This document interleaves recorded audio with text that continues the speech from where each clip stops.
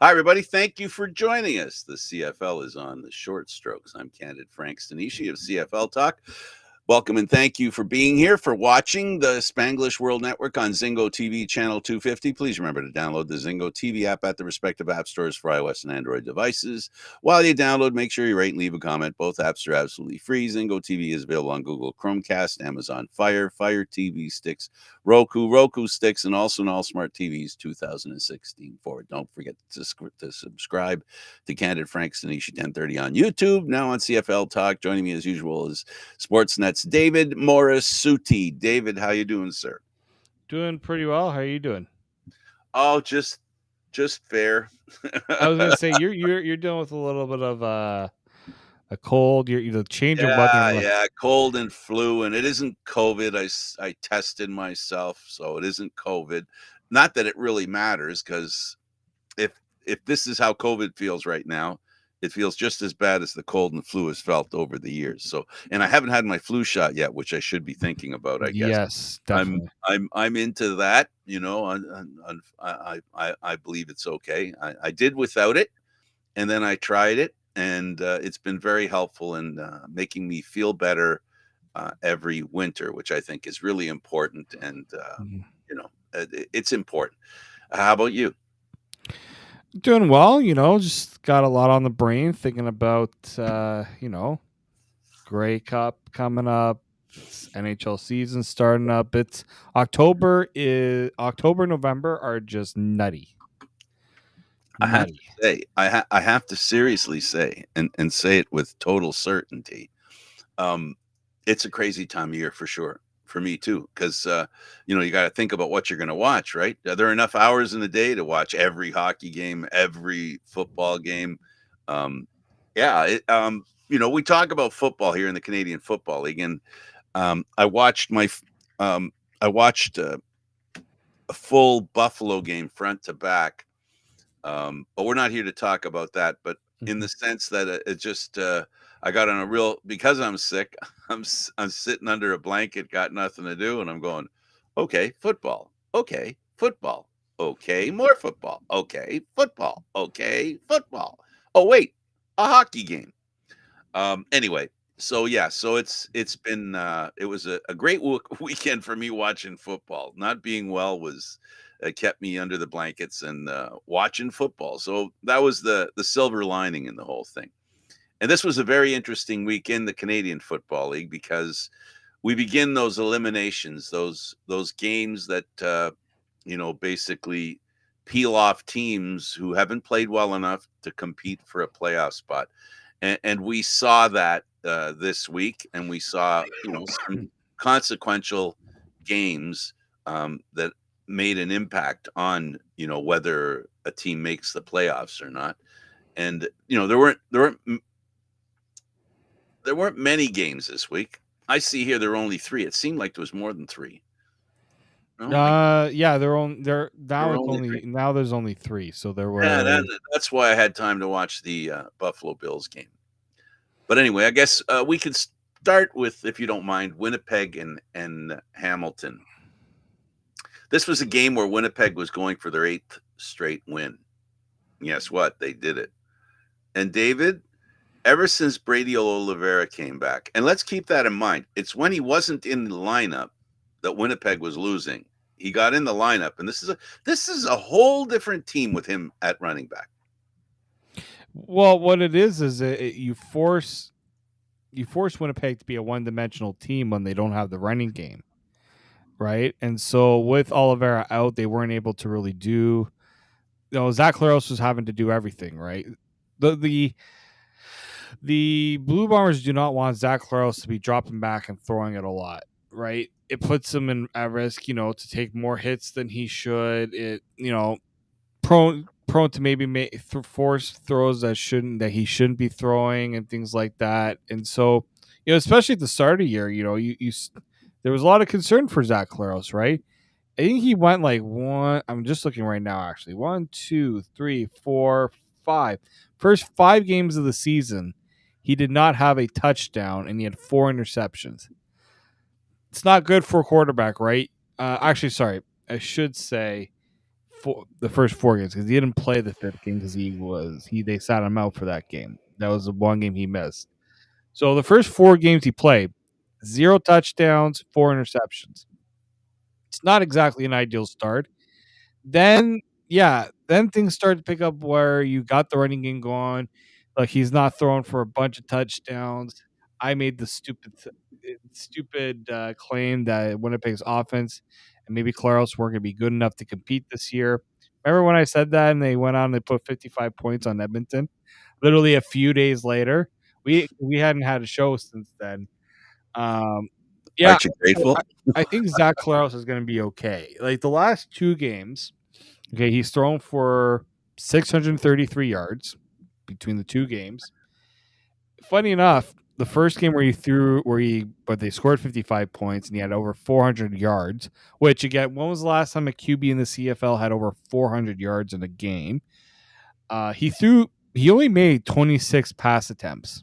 You would think a guy threw for 400 yards, 30s, maybe closer to the 40 passing. Nope. It was the most efficient butt whooping I'd ever seen. 16.6 yards per attempt in that game. Doesn't speak well to the DBs and defense of the other team, Yeah. though, does it? So now we bring it to the game against Hamilton. So why is that important? Well, he only had 19 pass attempts. He That's still right. threw for 200 yards, so 10.6 average per attempt, which is pretty good for a CFL quarterback. It's not bad. He had the touchdown, but then Brady Oliver, as you said, 24 carries for 147 yards and a touchdown. 24 carries. That's more carries than passes. They gave the ball to Brady Oliver. He was the quarterback in this game, is what we were trying to say. Well, the fact is, if you can't stop the run, your linebackers have to pull up. They have to come up closer to the line of scrimmage. If that's the case, that means the quarterback has a pass, into the second level, and doesn't need as much time to wait to make that pass because the linebackers are playing a little forward to stop the running game. So it's we always talk about. I always believe and think about the team aspect of the Canadian Football League. It's very team oriented, and the quarterback makes the plays and he looks like the hero or the goat on any given day. But when you have an offense that the running game is running 147 yards, which Well, no, sorry. One player had 147 one yards. one running, the running game, just one player running. Just you're right. They Has had two. They 147. had 199, but pretty much 200 yards on the ground. Yeah. Well, still, I'll say this is that quite positively, you can't predict what the team's going to do that you're defending, and that inability to predict, right, what they're going to do, right, even if a team doesn't have a passing game and then they have to run, it's to me, as far as I'm concerned, that passing game that Zach Collaros can execute with less passes. He's getting, I hate saying this, especially sitting in the seat I'm sitting in, but getting older, the endurance of a player isn't as strong as when they're in their peak, years. And Collaros now is on the downside of his career. And that's I don't mean that as a slight in any way, but the fact is, the quarterback has to be a little different. We saw it here in Toronto when Ricky Ray came to Toronto, right? They didn't let him hang on to the ball long. He threw it quickly, get it out of, the only way to get him to not get hit is to get rid of the ball quickly. And so when a player gets older, physically, they're getting older, they're more prone to injury, as I think you alluded to.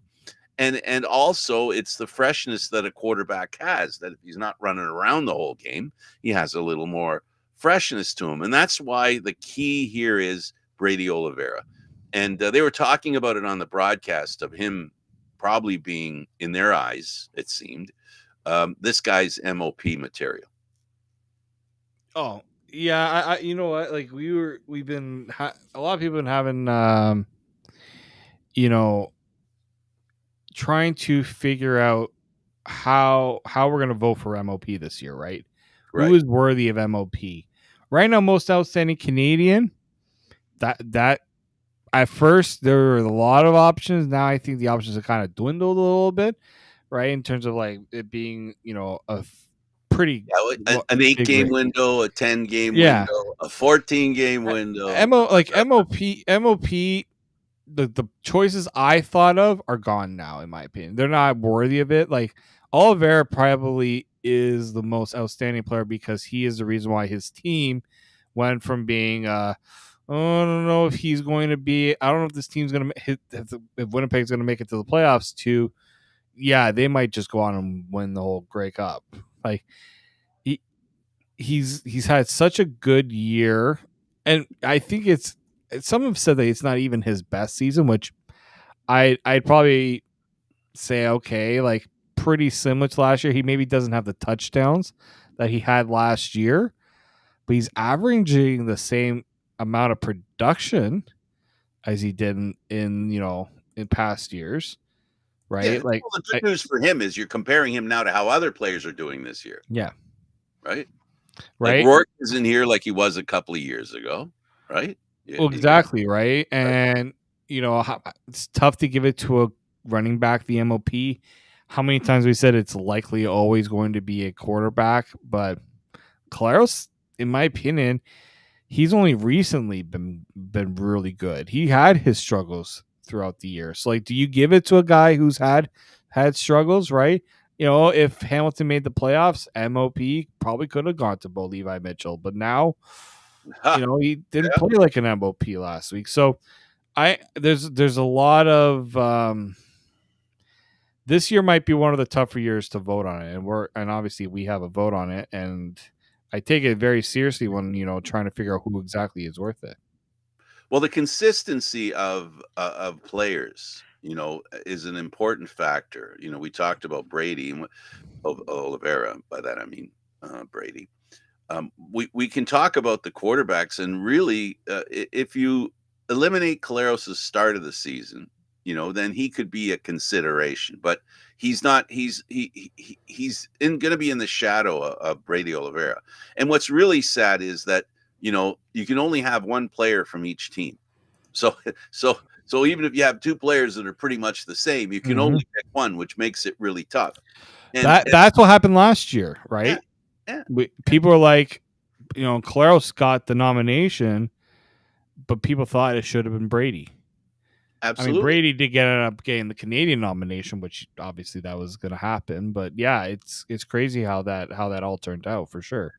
So it's easy. This game was won by Winnipeg, based on the teamwork of those two players. They both played well. The offense played well, and the running back played well. And we forget, and it's kind of hard, but really one of the things that really is punishing is the Winnipeg defense, and they've done a great job since Brady came back, together with Brady Oliveira, where they put Oliveira in the offense, not in the with the goalposts at their back very often. In other words, they've had good ball possession points on the field that make it easier to work. That's why football's such a team sport. There's so many subtleties in what makes any group or any individual look good in football. And I love what Caleros is doing. It's great to see, great to see veterans like him.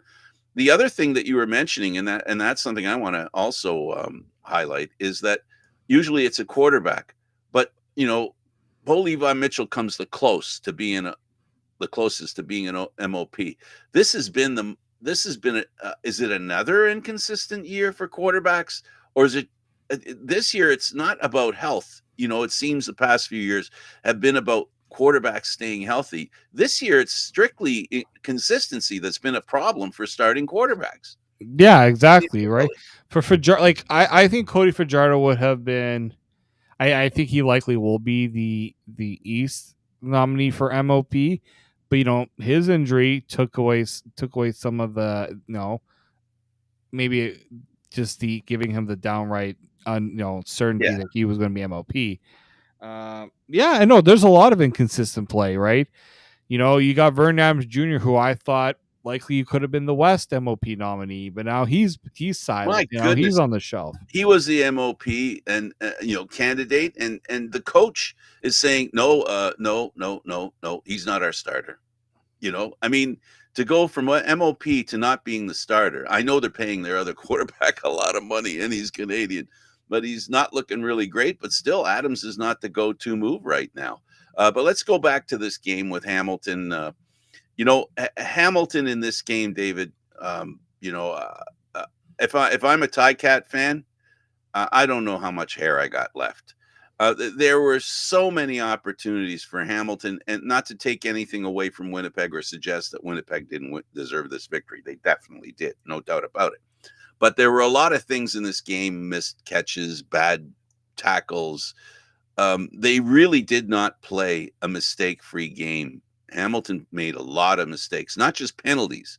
They made a lot of mistakes, and you can't make those kinds of mistakes against a team that's playing as well as Winnipeg is.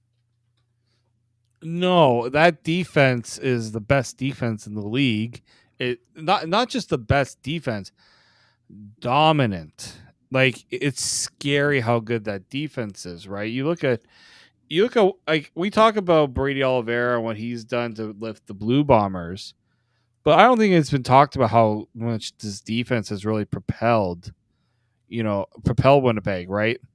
How many They allow yards did Hamilton get rushing? 30. Okay. Total, and that's total. Total. They couldn't run the ball. Bo Levi Mitchell couldn't throw the ball. He was like under They 50% couldn't catch the passing, ball. right?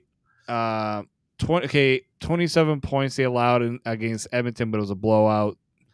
Like they've only allowed since they started going on this run, only one game have they allowed over 30 points.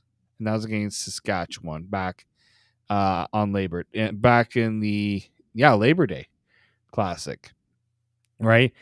They if you get 25 points on this defense, you better hope you limit that Winnipeg offense because you're not getting many opportunities to put up points against this Winnipeg defense. And that also has allowed the offense also play in a way that they can be patient. They don't have to force things, and when their opportunities are there, they're going to take the opportunities because they know the defense can now help them out. It wasn't like that before, though. That's why the defense was really struggling because the offense was playing so bad. The defense couldn't help them out. Now the defense is gelled. Let's not forget also, I believe Jordan Younger took over as the Yeah, defensive coordinator this year. So ex-Argo. ex-Argo, that was a big change, right? And when you get a new defensive coordinator in there, it's going to take time for it all to gel. Because I'm trying to remember who was the defensive coordinator before. Because I know they made changes to the coaching staff back in January. So I'm trying to think who I can't remember who the core. I can't. I'm blanking on who the defensive coordinator. I think it was Glenn Hall. He's still hanging around, but yeah, sorry, Richie, Richie Hall. Richie Yeah, Hall, Richie Hall, right? not the goaltender. So yeah, Richie Hall is still on the staff, but this is Jordan Younger's defense. Yes. So Yes. And you know what? He's been in the business for a while. He has on his resume an important factor. He's an ex-Argo, which seems to be if you want to be a coach at the CFL, you got to go through Toronto. If you want to be a quarterback or you want to be a coach in the Canadian Football League, it helps to go through all our. roads go through Toronto. It seems, 2012 Grey Cup winning Argonauts, man. Holy mackerel. The coaches and the players that have become coaches that were on that team, it just never ends. And Winnipeg is well coached. We're a long way from, where when O'Shea started, he didn't have a monumental start. He didn't start, hitting the ground running. He crumbled a little bit and rumbled, and he eventually became what he is now, probably the best coach in the Canadian Football League. I don't think there's a better coach in the Canadian Football League, and I don't think there's a guy who sets the table for the team kind of togetherness that the Winnipeg Blue Bombers have had over the years. And I say this with the fact in mind that they have blown Grey Cups, and this team has not had problems getting past that kind of stuff. And when I say blown Grey Cups, the Argos one of them, Montreal won one of them. Um, I don't mean it in the sense that those teams didn't deserve to win at all. That's not what I mean. But from the perspective of your team, when you lose a Grey Cup and you had a great season and you lose the Grey Cup, it's like you blew it, right? And getting over that frustration and managing it the way the Winnipeg Blue Bombers do. It's with their GM as well, and the selection of players and the way they treat the players. But this is a team that none of us should be surprised. I am surprised that after the first 5 games of this season, did I think we'd be sitting here with a record that they have? Hell no. They recovered well. I mean, we talked about Brady Oliveira, but the team as well, held together so that one part and that one change, they were ready for it. The team was ready to play really well. They didn't blow up the team because they had a bad start. They knew that, and like I said, their identification of players, systems, and maintaining a level head. That team does it better than any team that in the past 5-6 years, more than any team I've seen in the Canadian Football League. Yeah, I think that's their biggest strength, really, is their level-headedness and their ability to separate work and accomplishments. Work never changes. The accomplishments will, but the work never changes for them. No, it doesn't. And I do think that when you look at Winnipeg specifically, it's a culture that they built, right? Doesn't matter who's there, doesn't matter what the situation is. They rely on what's worked for them. And people say, oh, well, another year Winnipeg could go. It's likely going to go to the Grey Cup. That's because they've established something, right? And it takes time for it to happen for sure. But it's once it's there, like I think of like Calgary, right? How Calgary to in hang their on. years, they showed you how to hang on and why things have not gone right in Calgary because that culture needs to be reworked. So I'm curious to see how. I'm curious to see if any team will really give Winnipeg a run for its money, and we might see the first one this week with Toronto going up against Winnipeg and still having something to play for. So, and Well, Winnipeg still has a little bit to play for too. and they have a little bit of vengeance on their mind because Yeah. one of those early losses, one of the few losses they've had, one of the early ones was, of Mhm. course, against the Argos. Yeah, that is true. So that they'll have that motivation as well, and they'll be playing at home. And the Argos have. If we can talk about that, since we're talking about Winnipeg, we won't forget to talk about the other 2 games, folks. Um, the Argos have some proving to do, and as a segue, they're going to be playing against a team that's playing really well. This is going to be interesting because the Argos have been a little, they've been fluctuating a little bit the past couple of weeks, right? They've had very interesting victories, and then you go and you see BC play the way they did, and you go, well, maybe that wasn't as good a victory as we thought. This is going to be the kind of victory that says to the team, we want them to know we're going to the playoffs. This is a perfect game for them to play really well against Winnipeg to show that they really want to make the playoffs, because a victory against them puts basically one of the final nails in the coffin to Hamilton's opportunity to make the playoffs. So this game is very important to Toronto. And once again, it may not be life and death for Winnipeg as it wasn't with Hamilton. Because, Hamilton needed the game way more than Winnipeg did. Mhm. And I think the same thing's true here with with Toronto. They need it more than Winnipeg does. I really believe that.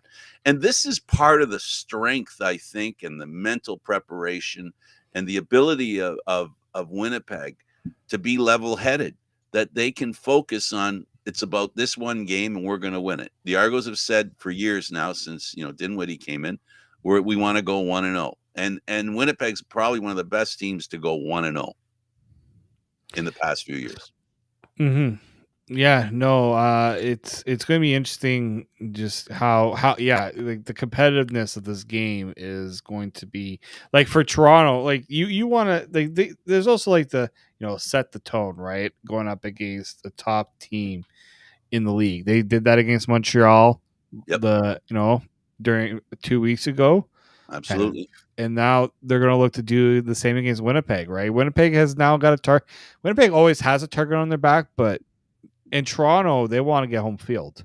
So Absolutely. That's what they this means. they understand that they don't have much of an art margin for error between now and the end of the year. Well, losing this game will probably, if Ottawa wakes up and plays a little better than they have the past couple of weeks, yeah, Ottawa could put the distance necessary between them and Toronto for that home field East final. Exactly. Yeah, that's something that could very well happen. I think this game's going to be fun to watch, mainly because Winnipeg's not going to let up. They still want to win the division, right? Because they haven't won the division yet. That game didn't get them the division. It just guaranteed them a home playoff game. So winning the division still, they've got a game that they've got a reason to play this game. Maybe not as much as Toronto, but as Toronto is a little bit. Maybe we don't make the playoffs. We lose this game. They give Hamilton another chance. No, that's yeah, that's definitely true. So I mean, there's a lot A when lot you look. of Yeah, there's a lot to digest with kind of looking without trying to look too far ahead, but yeah, like the last few weeks, I think have been so great for the CFL in terms of competitiveness, just because all the games have meant something. All right. So Winnipeg wins 31-10. We mentioned they play Toronto this week at home. The next game on Friday was Calgary and BC. And oh my goodness, you mentioned Calgary. You mentioned, you know, their inability to win and that cliche, culture. Um, BC didn't really look that good in this game. I didn't really think BC played that well in this game. Um, but what I did see was their defense and the interceptions they made when they did the game turned around. The first half looked okay for Calgary, and David, their quarterback Mayor, he really has a target on his back as far as people criticizing his ability to lead this team. I'm just not sure it's him. I'm just not sure. I don't know. I don't know if it's just him. I think there's more to it than just Meyer's quarterbacking skills. Um, yes and no, right? I think when you look at Mayor, this isn't like a first year, right? When you look at when you look at his struggles and not being able to really, you know, take the reins in a way that I think Calgary expected. I think it's twofold. There hasn't been a lot of consistency with this team. There's been guys in and out of the lineup. There's been, like when you look at Calgary, right? Injuries with their running backs, defense have had there's been a lot of things. It's not just quarterback play that's been their downfall, but it certainly hasn't helped their case at all either, in my Yeah, opinion. you're raising the fact that leadership is an important component that happens, from that emanates from that position. And they did bring in Matthew Schultz.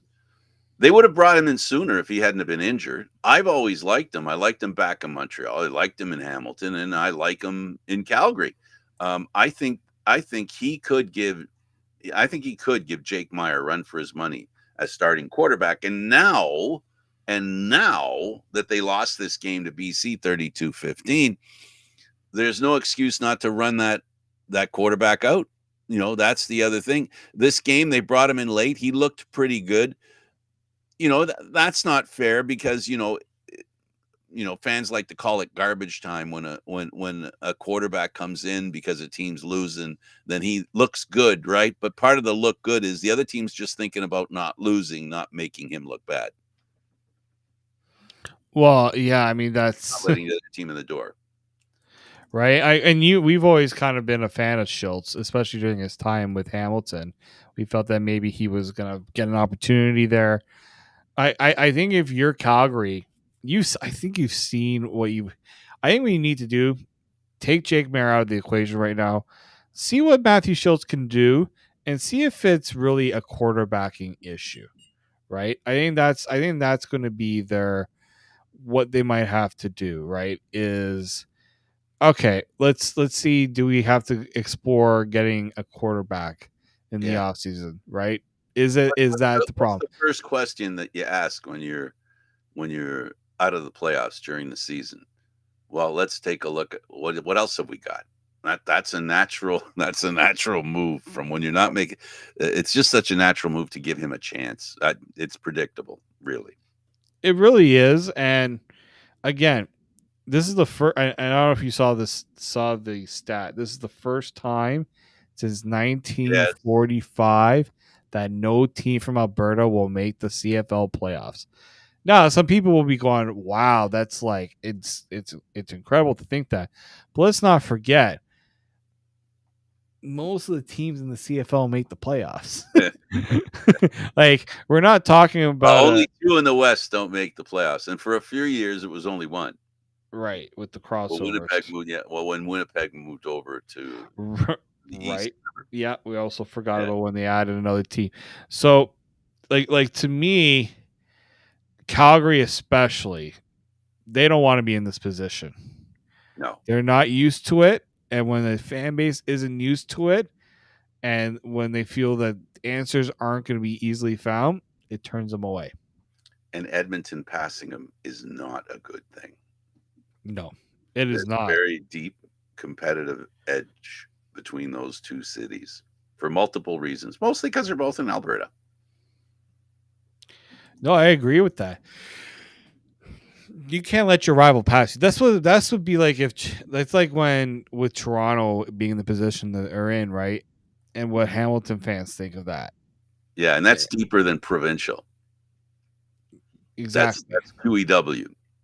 Yeah. So it'd be like if there was a team in Quebec Yeah, and Montreal was surpassed by them. and by Quebec you mean Quebec City. Yeah, I mean Be that's where they had been talking about Yeah, a team potentially. yeah. The Calgary Stampeders and the BC Lions. Both those teams um, have been disappointing and disappointing for the fan base because neither of those teams have played to the level that the fans expected going into this season. Can BC, we've talked about Calgary. We know that they need to look at their quarterback. They need to figure out what players are going to come back next year, who wants to play for this team next year. All those questions, they're pretty stenciled, right? They're template stuff, right? Difference is with BC Lions, they've got a real Rubik's cube here because as hard as they are trusting their young quarterback that they signed to a lot of money, they're also the host of the Grey Cup. And we mention this every week when we talk about BC because they do go hand in glove, right? They go hand in glove. The season that BC's having is important to them because they're the home team. They're the home of the Grey Cup this year. Yeah, exactly. The margin for error. They've put in a lot of money on and off the field for this Grey Cup. They want to return on that investment with a home game involving their team. And look, Hamilton got a bit of a boost, right, with the appearance that they had.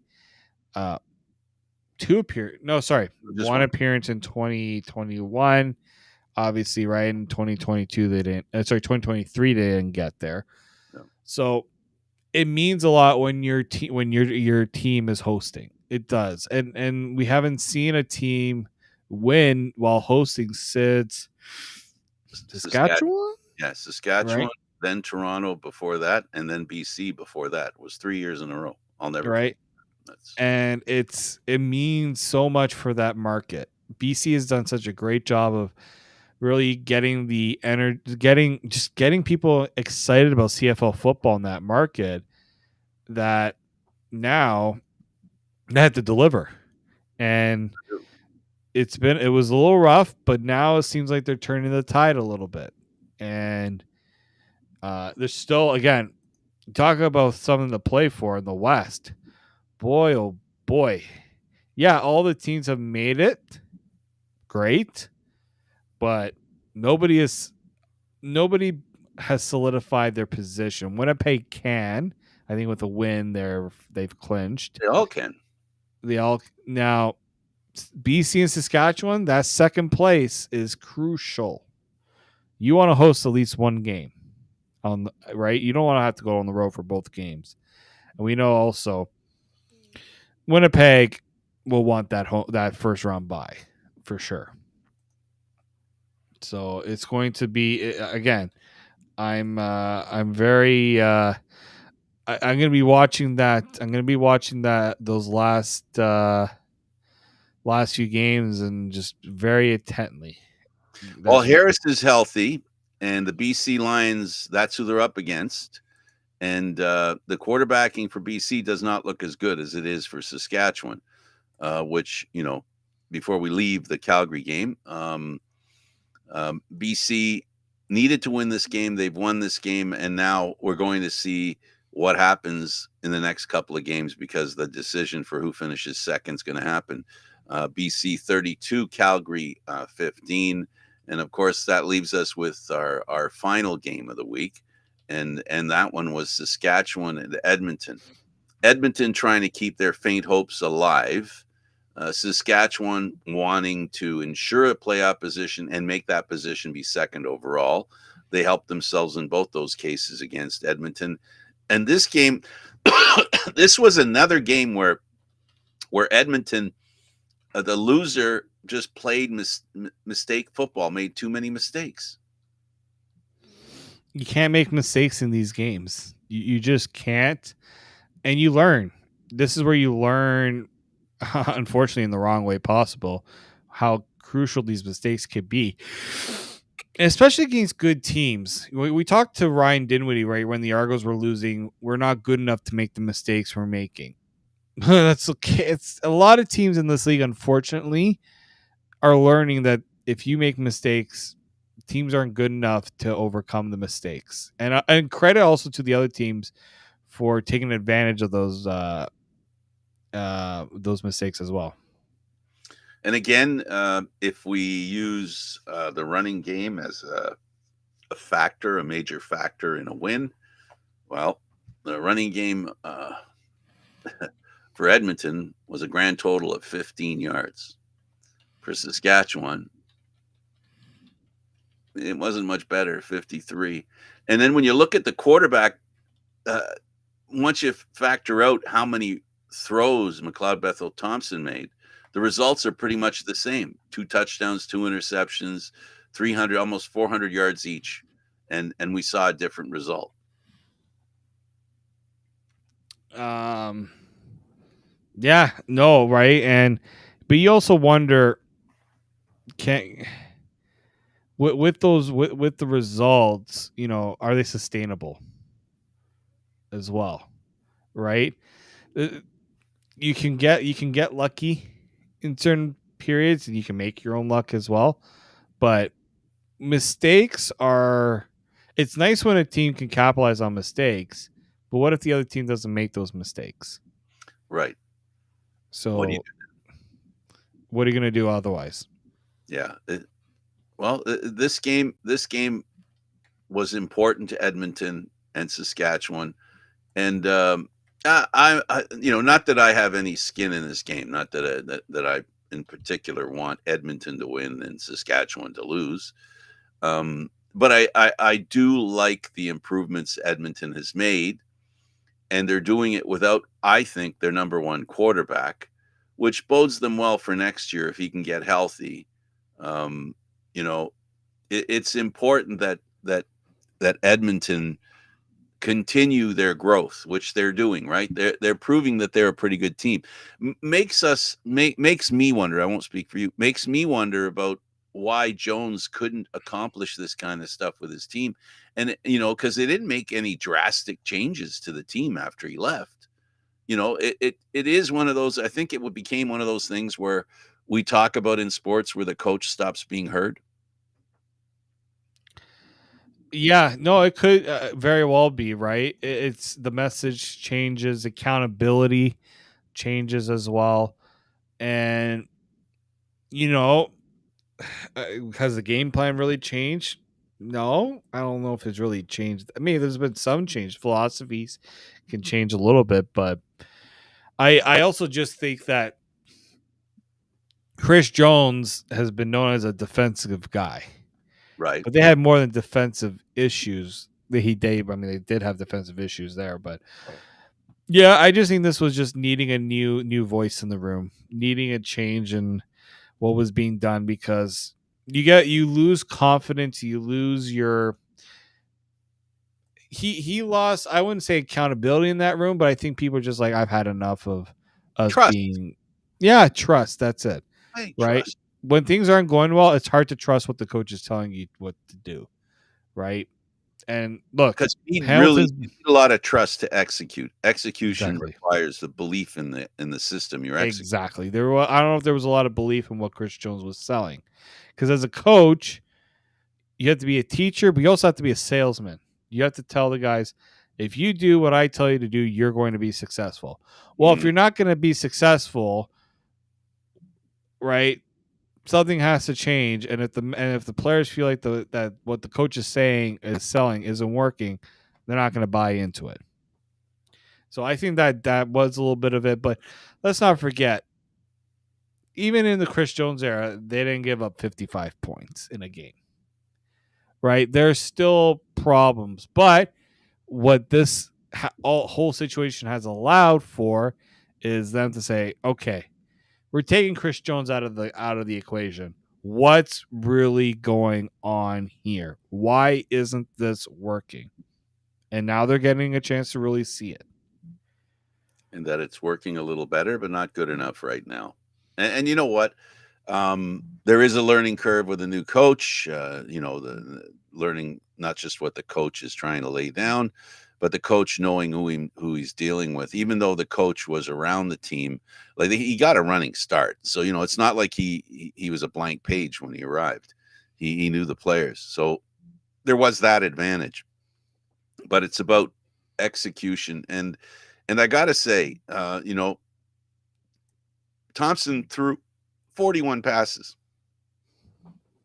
If you're throwing 41 passes, you're not running very well. Nope.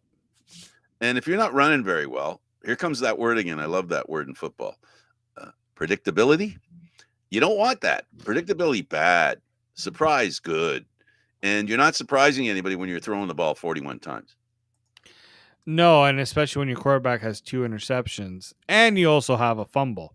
You Yeah. lost a turnover battle, right?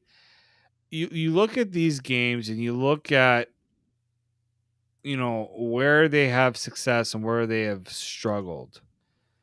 It's interesting because there are games where they have run the ball, but the problem is you need the two to work together. You can't in the CFL, you can't just run the ball all the time. You do have to pass, right? Because then eventually they're gonna say, all right, we're gonna load up the box and you gotta beat us through the air. Right. I, And I just don't see how they can't make a success out of Javon Leake. We watched him every week, and he yeah, had I mean, the but as a ability returner, to he's great. miss. But it's about for running backs. It's about finding the holes. You trusting your offensive line. Yeah, he's had weeks where he's done very well. But I look back and I'm going to bring an NFL term in here, and I hate that I'm doing that, but I think I think it's notable here The that definition along the bottom of the screen. I'm kidding. I'm just kidding. Aaron Rodgers said, the Jets have had a really bad year with their run game.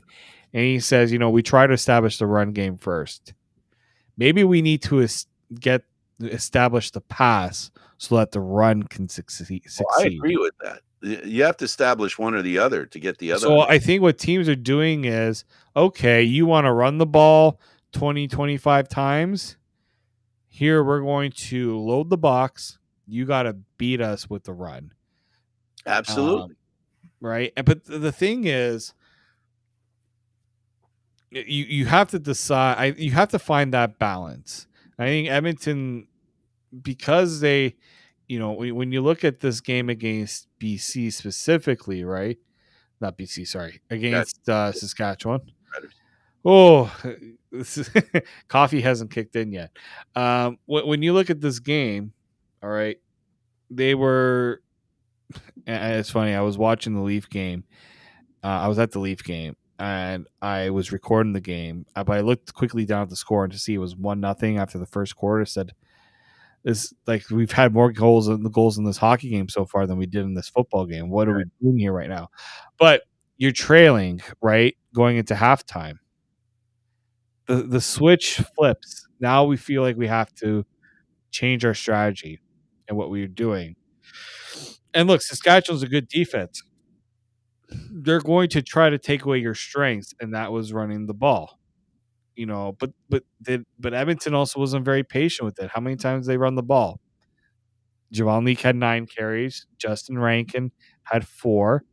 Prukop had the two sneaks. Like, I'm sorry, if you think that running the ball 13 times is going to be enough, you're kidding yourself, frankly. So I think, yeah, they've got to find that balance. They got to go back to what was working for them. The running game was working for them. It means that it takes pressure off McLeod Bethel Thompson. McLeod Bethel Thompson should not be throwing 41 times in the game.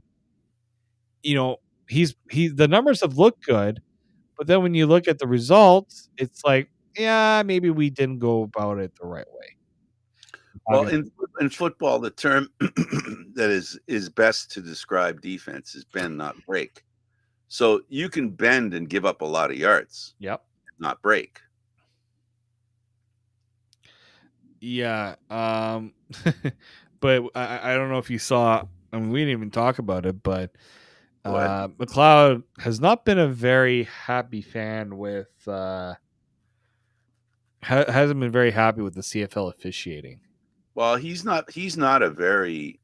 I'm gonna just, he is a commentator on the all things CFL. He's been like that for years. Mm-hmm. This is nothing new. It's just now he's keen on the officials. Specifically, right? Where before he was keen on the rules and how the league doesn't protect players, and he's always been a pro player or anti-league, anti-official kind of guy, and so I'm not surprised by it. Tell us about it. Well, I mean, they were down by 4. You're right, going and they have a chance to score a touchdown. Bethel Thompson throws a. You talk about Javon Leake. He threw a pass to Leake.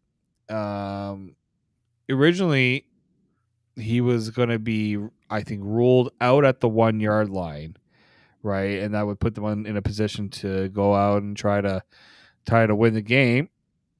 But sorry, well, because I think they were trying to go for a touchdown. Mm-hmm. They get this play to the 1-yard line, but it was originally ruled a catch. But then the command center comes in and says no. Essentially, the ball. I think they said that the ground helped him. Trap the ball. Yeah, he didn't trap the ball, and so then Edmonton then chooses to have to kick the field goal. Well, unfortunately for Edmonton, that was the last opportunity they had to try to score. So essentially, instead of 7 points, right, they had to settle for 3. Either way, they needed a touchdown. And They I needed think a and I touchdown think that before would the have tied the Colts game. did That their would half have tied the game. Would that have tied the game or given them a chance to take the tie. lead?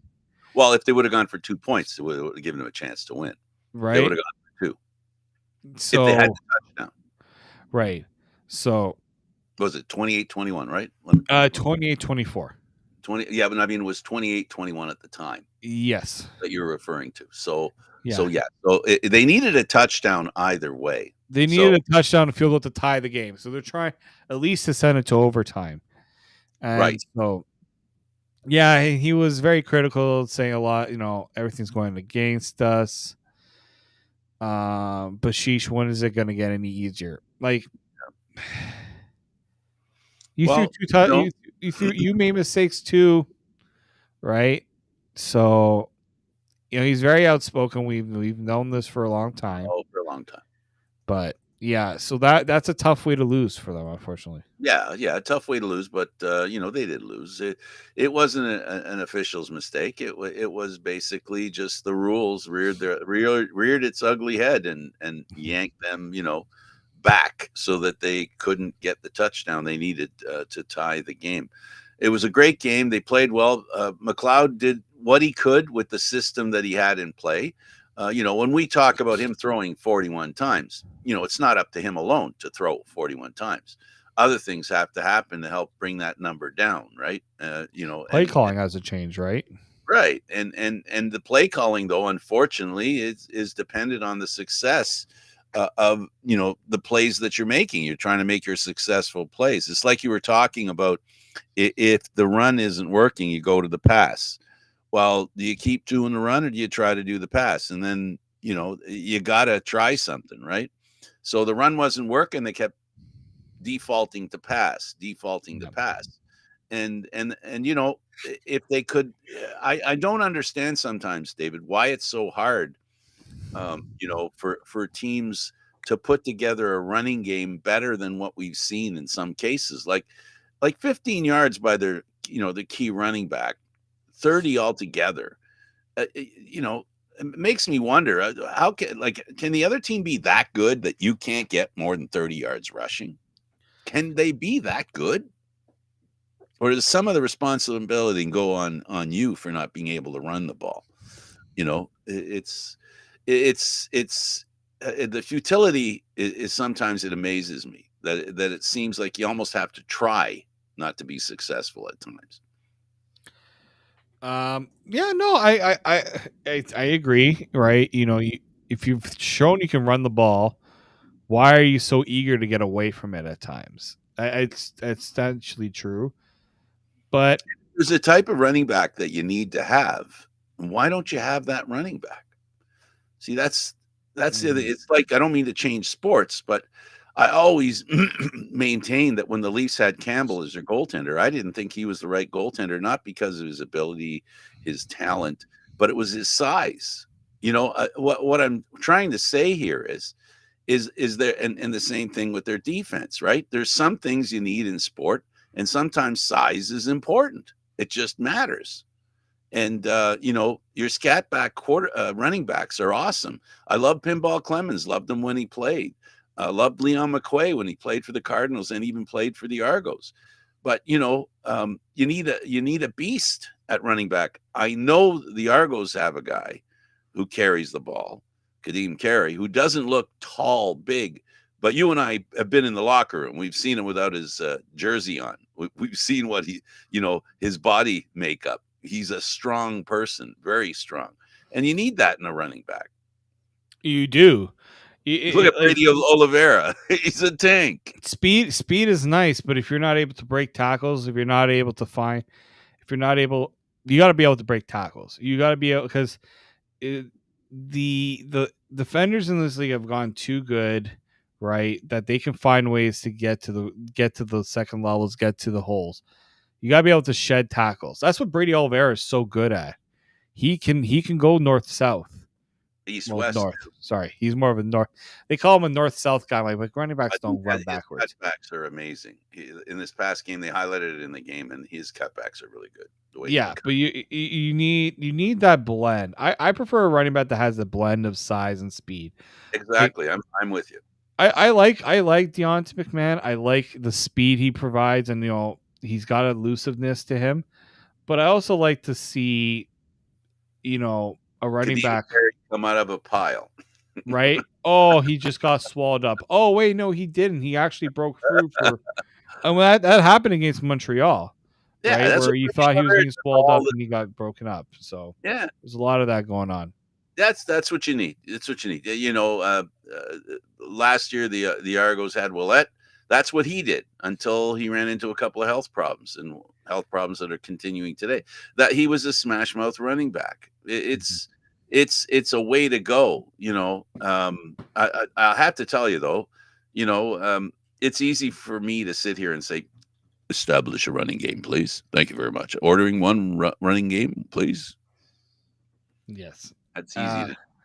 Speaking of rushing, it sounds like Oh, we need to rush out now. yeah, let's take our leave. It was so much fun talking about football, and I did enjoy the Bills game. They did lose. Most of my friends, because I live, here in Southern Ontario, are Bills fans, so they weren't very happy losing like that with the clock dying.